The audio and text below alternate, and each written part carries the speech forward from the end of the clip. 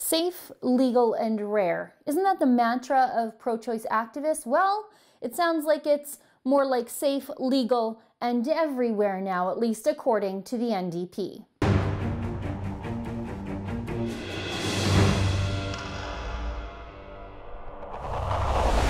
Alberta's Health Minister Sarah Hoffman says the NDP is going to expand abortion access outside of Alberta's two major city centres of Edmonton and Calgary.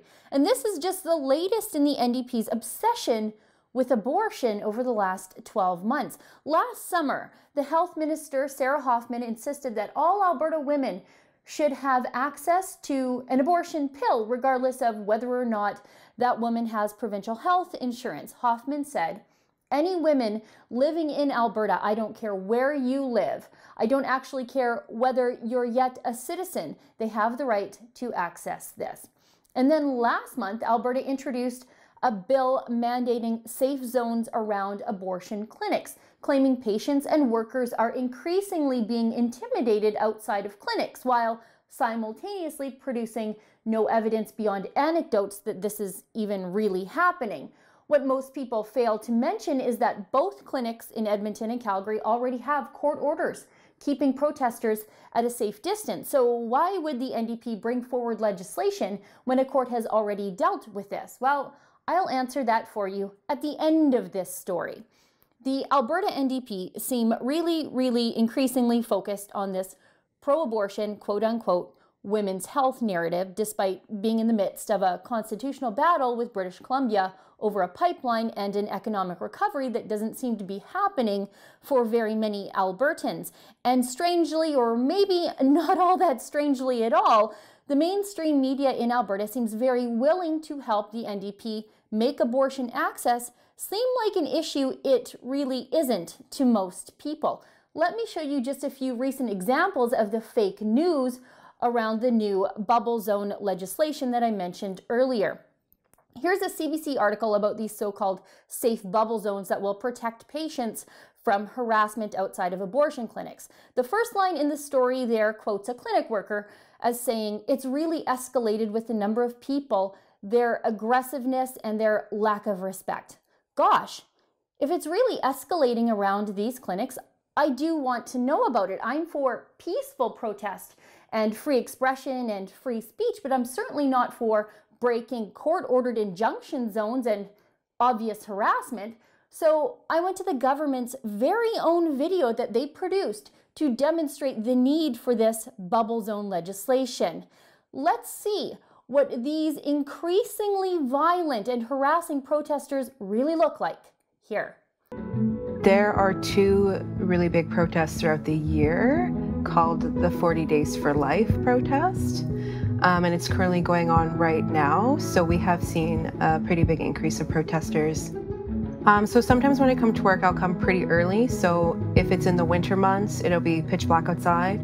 And as I'm driving up, I will see sometimes 1, 2, maybe 3 or 4 protesters across the street, with or without signs. I mean, it doesn't matter. It's intimidating. And especially for the patients as well, I really feel for them. Okay, so it's like 2 to 4 grandmas standing across the street in silence, holding a sign? That's the harassment? And if you listen to the clinic worker, she said that's the peak of the protests. Someone holding different views across the street is intimidating to these people. The government couldn't even find aggressive protesters to put in their own video about the need for legislation to deal with aggressive protesters. And you know what else? Neither could the CBC, because this article here that the CBC wrote about the need for legislation, well, it doesn't use a picture of a protest outside of an Alberta abortion clinic, nor does it use pictures of Alberta anti-abortion protesters, nor does it use a picture from the last decade. That picture there is from outside of a Morgentaler Montreal clinic from 2008. But you wouldn't know that because it's not marked under the picture. CBC couldn't find aggressive protesters, and the government would have you believe they're outside these clinics all the time. The Edmonton Journal used this March for Life photo in lieu of them finding actual protesters because they wanted to make it seem like these sorts of large crowds are in front of the clinics. By the way, this is such slander against the March for Life because the March for Life, they don't even allow graphic imagery in their march, and they forbid responding to hateful comments directed at them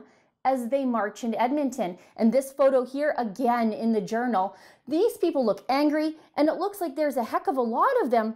But if you look at the date on the photo, it's not from 2018, and it's not from in front of an abortion clinic either. It's from a protest at the legislature in 2013. This is the epitome of fake news.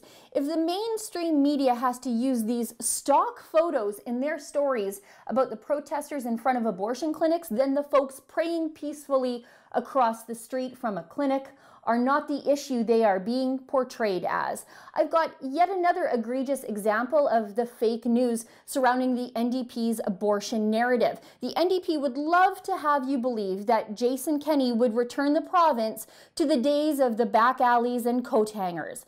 The CBC wrote an article on 2 motions that didn't even make the list of things to vote on at the United Conservative Party's inaugural policy convention this coming weekend. The article read, both the Wilberforce Project and Parents for Choice in Education, a group that's fought GSAs in Alberta schools, have encouraged their members to take part in these surveys. They have asked members to vote in favor of policies like parental notification when a child joins a gay-straight alliance and support for the traditional definitions of gender and marriage. Okay, that might be scary if you're a socialist crazy person, but it doesn't particularly scare me and most conservatives who just sort of want to be left alone. But here's the crux of the article, and it is literally about nothing. Those last 2 items did not make it on the list, the UCP source says. The article then goes on to say, however, the draft policies could raise new worries for pro-choice advocates, women's groups, and the LGBT community about what effect UCP leader Jason Kenney will have if he is elected the premier. While he is personally opposed to abortion, Kenney said he would not change the status quo. So CBC wrote a whole article about how social conservative policies that didn't even make the list of UCP policies to vote on are now worrying people. What was the point of any of this except to carry water for the NDP and fear-monger about Jason Kenney? And there's an underlying anti-Catholic bigotry in all of this, by the way. But there's a real reason for all of this. There's a reason for this frantic, pro-choice fear-mongering out of, well, literally nowhere. A new poll commissioned by the CBC and conducted by Janet Brown Opinion Research shows that on anything remotely economy-related, the UCP was picked as the best party by a large majority of Albertans. Even the issues where in Canada you would normally expect to see a left-wing party being considered the best manager of, like healthcare and education, the UCP still won the day. The poll also determined Alberta's top-of-mind issues. They included pipelines, the economy, jobs, deficit, government, healthcare, diversification, environment, taxes, and education. But you know what issue wasn't on the list of things that people cared about as a top-of-mind issue? Access to abortion. Look, I'm pro-life. I fully recognize that this is a very important issue for a certain demographic of Albertans, including myself, but it is nowhere near being on the radar of the general voter. The NDP are losing on all the issues people really care about, so they're trying to desperately search for an issue they can win on. They're failing on pipelines. They're failing on the economy, and Albertans just don't trust them anymore. So the NDP, well, they're rummaging around in the progressive grab bag for anything they can snatch out and try to scare people with. And they are perfectly okay to paint peaceful protesters and normal pro-lifers as extremists to do it. And they have the media to help them. For the Rebel.media, I'm Sheila Gunn-Reid. Fake news is everywhere, but good news, so are we. We have a brand new Rebel Media app. It's available on the Google Play Store and the Apple App Store. Download it, give it a whirl, and fight the fake news wherever you go.